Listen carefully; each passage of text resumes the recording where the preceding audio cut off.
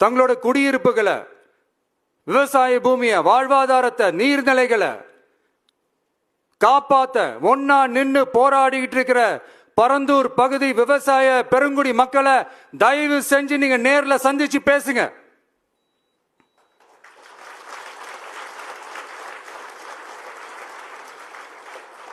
உங்களுடைய அமைச்சர்களோ இல்ல உங்களுடைய அதிகாரிகளோ பேசக்கூடாது. நீங்களே நேர்ல சந்திச்சு பேசணும்.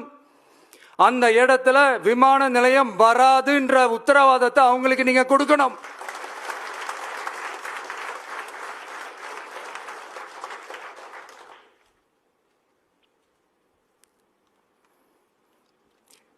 இதையெல்லாம் நீங்க செய்யாம எல்லாத்தையும் கடந்து போகணும்னு நீங்க நினைச்சீங்கன்னா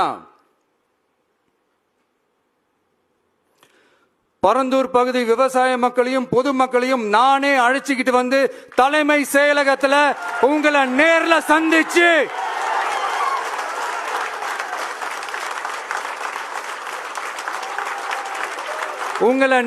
சந்திச்சு முறையிடுற நிலைமை உண்டாகும். அப்படி ஒரு சூழலை நீங்க உருவாக்க மாட்டீங்கன்னு நான் நம்புறேன்.